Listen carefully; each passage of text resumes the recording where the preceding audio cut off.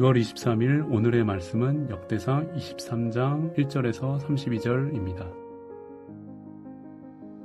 다윗이 나이가 많아 늙음에 아들 솔로몬을 이스라엘 왕으로 삼고 이스라엘 모든 방백과 제사장과 레위 사람을 모았더라. 레위 사람은 30세 이상으로 계수하니 모든 남자의 수가 38,000명인데 그 중에 24,000명은 여호와의 성전의 일을 보살피는 자요 6,000명은 관원과 재판관이요 4,000명은 문지기요 4,000명은 그가 여호와께 찬송을 드리기 위하여 만든 악기로 찬송하는 자들이라. 다윗이 레위의 아들들을 게르손과 그핫과 무라리에 따라 각 반으로 나누었더라. 게르손 자손은 라단과 시므이라. 라단의 아들들은 우두머리 여이엘과 또 세담과 요엘 세 사람이요 시므이의 아들들은 슬로밋과 하시엘과 하란 세 사람이니 이는 라단의 우두머리들이며 또 시므이의 아들들은 야핫과 시나와 여우스와 브리아이니 이 네 사람도 시므이의 아들이라. 그 우두머리는 야핫이요 그 다음은 시사며 여우스와 브리아는 아들이 많지 아니하므로 그들과 한 조상의 가문으로 계수되었더라. 그핫의 아들들은 아므람과 이스알과 헤브론과 우시엘 네 사람이라. 아므람의 아들들은 아론과 모세이니 아론은 그 자손들과 함께 구별되어 몸을 성결하게 하여 영원토록 심히 거룩한 자가 되어 여호와 앞에 분향하고 섬기며 영원토록 그 이름으로 축복하게 되었느니라. 하나님의 사람 모세의 아들들은 레위 지파 중에 기록되었으니 모세의 아들은 게르솜과 엘리에셀이라. 게르솜의 아들 중에 스브엘이 우두머리가 되었고 엘리에셀의 아들들은 우두머리 르하베라. 엘리에셀에게 이 외에는 다른 아들이 없고 르하베아의 아들들은 심이 많았으며 이스알의 아들들은 우두머리 슬로미시요 헤브론의 아들들은 우두머리 여리야와 둘째 아마랴와 셋째 야하시엘과 넷째 여가브암이며 우시엘의 아들들은 우두머리 미가와 그 다음 이시야더라. 무라리의 아들들은 마을리와 무시오 마을리의 아들들은 엘르아살과 기스라.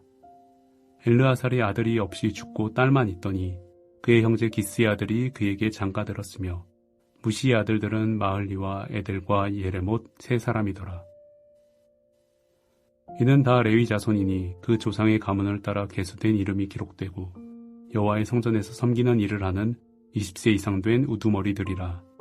다윗이 이르기를 이스라엘 하나님 여호와께서 평강을 그의 백성에게 주시고 예루살렘에 영원히 거하시나니 레위 사람이 다시는 성막과 그 가운데에서 쓰는 모든 기구를 맬 필요가 없다 한지라.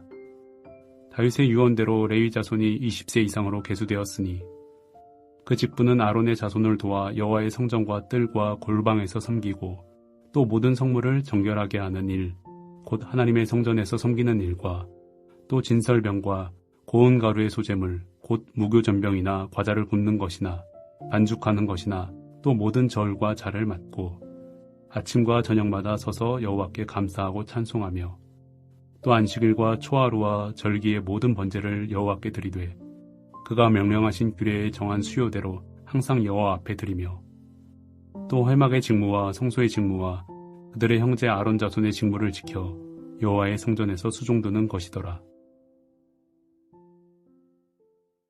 역대상 23장 1절에서 32절 말씀을 함께 묵상하겠습니다. 하나님이 다윗과 함께 하심으로 다윗은 군사적으로 큰 승리를 거둡니다. 그리고 아브라함에게 약속하신 땅, 가나안 정복할 때 정복해야 하는 땅을 모두 정복하였습니다. 이는 하나님의 언약이 성취되는 과정이라고 말씀드렸지요. 이후 다윗은 인구조사를 하는데요. 인구조사는 하나님의 계명을 어기는 행위로 하나님의 심판과 징계가 뒤따랐습니다. 다윗의 인구조사 이후 역대상은 다윗이 성전 건축을 준비하는 과정을 기록하고 있는데요. 이 내용과 분량이 상당히 길지요. 역대상 21장부터 29장까지가 사실상 성전을 건축하기 위한 준비 과정의 기록입니다. 이는 성전 건축이 얼마나 중요한지를 보여주는 예시인데요. 역대상에서는 족보와 언약궤의 이동, 그리고 약속한 땅의 회복과 성전 건축의 준비가 주된 내용입니다. 그러니 역대상은 포로기 이후 이스라엘 백성이 회복되려면 어떻게 하고 무엇을 중요하게 여겨야 하는지를 가르쳐주고 있는 것이죠. 특별히 성전 건축의 준비 기록은 성전이라는 건축물을 짓는 데 초점을 맞추고 있다기보다는 성전 건축을 위해서 중요한 것을 정비하는 장면이 나오는데요. 이것들을 눈여겨보셔야 합니다. 예를 들어 교회가 교회의 역사에서 가장 중요한 무언가를 시작할 때 교회 직분자들의 영적인 상황을 점검하고 성도들의 마음을 하나로 모으고 그리고 재정적인 부분을 점검하여 잘 감당할 수 있는지 확인하고 또한 목회자가 이 일을 잘 진행할 수 있는지 확인하는 작업들을 거치게 됩니다. 바로 이런 것과 비슷합니다. 성전을 건축한다는 것은 단순히 성전이라는 건축물을 건축하는 것이 아닙니다. 성전을 건축하려면 하나님께서 진두지휘하셔야 하는데요. 하나님께서 이끄실 수 있도록 백성이 준비되어 있는지를 점검하게 됩니다. 레위인들을 조직하고 찬양대를 조직하고 성전 문지기와 행정을 조직하고 군사적인 행정을 조직하게 됩니다. 그리고 다윗이 마지막 당부를 하면서 역대상이 마치게 되지요. 그러니 성전 건축은 이스라엘 백성이 하나님의 뜻에 순종할 때 건축할 수 있는 것입니다.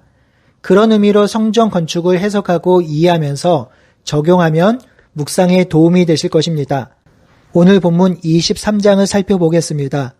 역대상 22장은 성전을 짓기 위한 건축 자재와 책임자의 초점을 맞추었다면 23장에서 27장은 성전 예배와 국가 운영 정비와 행정 조직을 개편합니다. 23장은 네 단락으로 나눌 수 있는데요. 첫째 단락 1절은 솔로몬을 왕으로 세운 것이며 둘째 단락 2절에서 5절은 예배를 조직하기 위해서 레위인의 인구 조사를 한 것이고 셋째 단락 6절에서 24절은 레위인의 세 계열을 기록하고 있고 넷째 단락은 25절에서 35절로 레위인의 성전 직무를 기록합니다. 첫째 단락 23장 1절에 보면 다윗이 나이가 많아 늙었다고 기록합니다. 이는 다윗이 이스라엘을 다스린 지 오래되었다는 말이지요. 이때 다윗은 솔로몬을 왕으로 삼습니다. 솔로몬을 왕으로 삼은 것이 하나님께서 이미 계획하신 일로 다윗이 하나님의 말씀에 순종하고 있음을 보여줍니다. 또한 성전 건축을 준비하는데 솔로몬을 왕으로 미리 삼은 것은 솔로몬이 성전 건축하는 정당성을 부여하는 것으로 솔로몬의 성전 건축은 하나님이 기뻐하시는 뜻으로 어느 누구도 방해할 수 없다는 것을 보여주는 것입니다. 역대기 기자는 단 한 절로 다윗이 솔로몬을 왕으로 삼았다고 기록하지만 열왕기 하에서는 1장과 2장에 솔로몬이 왕이 되는 상황을 아주 길게 기록하고 있습니다. 이러한 솔로몬이 왕이 되는 사건을 역대기에서 생략하고 있는 이유는 역대기의 기록 목적 때문입니다. 역대기는 언약을 이루시는 하나님과 성전의 제사와 예배가 중요하기 때문입니다. 둘째 단락은 2절에서 5절로 예배 조직과 레위인의 인구 조사입니다. 다윗은 이스라엘 모든 방백과 제사장과 레위 사람들을 모았는데요. 30세 이상 레위 사람들의 수가 3만 8천 명이었습니다. 이 중에 2만 4천 명은 여호와의 성전의 일을 보살피는 자이며 6천 명은 관원과 재판관이며 4천 명은 문지기이며 4천 명은 찬송하는 자들이었습니다. 셋째 단락 6절에서 25절은 레위 자손을 세 계열로 나누는 내용입니다. 다윗은 레위의 아들들 게르손, 그앗, 무라리를 각 반차로 나누었습니다. 레위의 세 아들이 제사장 반열에서 서로 다른 직무를 맡게 되는데요. 이 내용은 출애굽기 6장 6절에서 15절에 기록되어 있습니다. 다윗은 이 율법대로 제사장을 세 부류로 나누어 24반차를 조직했습니다. 7절에서 24절의 족보 형식의 명단은 레위 때부터 3대의 직계 조상들과 지금 현존한 자손 가문을 연결한 형태입니다. 7절에서 11절은 게르손 자손의 명단이 기록되어 있고 12절에서 20절은 그앗 자손의 명단, 그리고 마지막 21절에서 23절은 므라리 자손의 명단 기록입니다. 레위 자손을 세 계열로 나누어 정리하는 것은 몇 가지 중요한 의미가 있습니다. 첫 번째 중요한 의미로 예배의 질서와 제도와의 시작입니다. 율법에 보면 게르손은 천막 덮개, 휘장유를 담당하며 그앗은 법계, 상, 등잔대 등 성물을 담당하며 므라리는 성막의 골격, 기둥, 말뚝 등 구조물을 담당하라고 명령되어 있는데요. 다윗은 이 율법을 따라서 하나님의 임재 장소인 성전을 하나님이 하신 명령대로 지을 것을 강조하면서 성정 중심, 예배 중심의 이스라엘을 세우고 있습니다. 두 번째 중요한 의미는 레위 지파의 사역이 공동체를 섬기는 것임을 강조하는 것입니다. 이 단락에서 보면 반복적인 표현이 있는데요. 그의 아들 누구, 그의 아들 누구입니다. 이는 레위 지파의 직분은 조상 때부터 내려오는 직무이며 이 직무는 이스라엘 백성 공동체를 섬기는 직무임을 강조하고 있는 것이지요. 레위 지파는 이스라엘 백성 사이에 군림하는 자들이 아니라 이스라엘 백성이 하나님 나라 백성으로 살아갈 수 있도록 섬기는 자들임을 강조하고 있는 것이지요. 두 번째로 중요한 의미는 역대기에서 가장 중요한 것인데요. 성전 예배 중심 공동체를 위한 구조를 재편하는 것입니다. 그러니 성막 중심에서 성정 중심으로 나라를 재편하며 하나님 중심의 나라를 만드는 기초적인 작업을 하는 것으로서 레위인의 계열 정비는 단순한 역할 재분배가 아니라 예배 중심의 나라, 즉 하나님 나라 백성의 정체성을 위한 선포라고 할 수 있습니다. 역대기의 주요한 주제는 포로기 이후 백성에게 무엇으로 다시 나라를 시작할 것인가를 가르쳐 주는 것인데요. 그 대답은 성전과 예배, 그리고 그 예배를 섬기는 레위인의 조직과 회복입니다. 즉 예배의 공동체로의 회복이 이스라엘의 회복의 핵심이라는 것을 강조하고 있는 것이지요. 마지막 넷째 단락은 25절에서 35절로 레위인의 성전 직무를 기록하고 있습니다. 이 단락은 다윗이 레위인의 직무를 재정의하는 장면으로 이제는 하나님이 이 땅에 안식을 주시고 하나님의 평화를 내려주신 것을 상징적으로 보여주는 것인데요. 이제 언약궤를 이동하지 않고 성막을 이동하지 않아도 된다는 것을 보여주는 것입니다. 이전에 레위인의 직무는 성막을 이동하고 언약궤를 이동하는 직무였다면 이제 레위인은 건물이 있는 성전이라는 곳에서 직무를 감당해야 하기 때문에 거기에 걸맞은 레위인의 직무를 다시 알려주는 것입니다. 우리는 오늘 본문을 통해서 가장 중요하게 적용해야 하는 것 하나가 바로 예배입니다. 예배는 가장 존귀한 분께 올려드리는 경탄, 즉 감사와 찬양입니다. 이것이 예배의 1차적인 목적입니다. 이것을 놓치면 예배에 있어서 가장 중요한 것을 놓치는 것입니다. 어떤 경우에 예배 드리고 나서 설교가 은혜가 되거나 나에게 와닿은 말씀이 있으면 예배를 잘 드렸다고 하는데요. 이는 반은 맞고 반은 틀립니다. 예배의 1차적인 목적은 하나님을 경배하고 찬양하는 것이죠.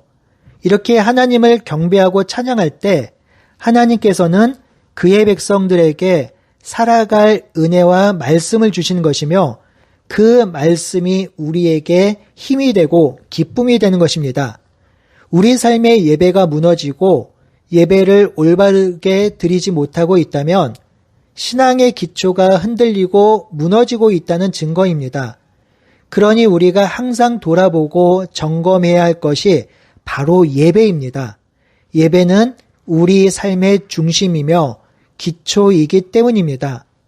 한 주가 시작되는 월요일인데요. 이 한 주도 주의 말씀대로 살아가고 순종하면서 예배를 기다리며 사모하는 한 주가 되길 바랍니다. 그리고 다가오는 주일 예배가 신령과 진정으로 드리는 우리의 마음의 예배, 삶의 예배가 될 수 있도록 기도하며 기다리며 준비하는 우리 모두가 되길 바라고 소원합니다. 함께 기도하겠습니다. 하나님, 역대기 기자는 이스라엘 백성이 회복되고 다시 일어서야 할 때 성전이 회복되고 하나님과의 관계가 회복되는 것이 가장 중요한 것임을 알려주고 있습니다. 하나님, 이 말씀이 우리 삶에 적용되게 하여 주시옵소서. 우리가 인생을 살아갈 때에 하나님께 예배하고 하나님을 경배하며 찬양하는 것이 우리 삶의 가장 중요한 것임을 기억하게 하여 주시고 오늘 살아가는 일상이 삶의 예배가 되게 하시고 그 삶의 예배가 모여서 주일의 기쁨으로 드리는 예배가 될 수 있도록 우리를 붙드시고 인도하여 주시옵소서. 예수님의 이름으로 기도드립니다. 아멘.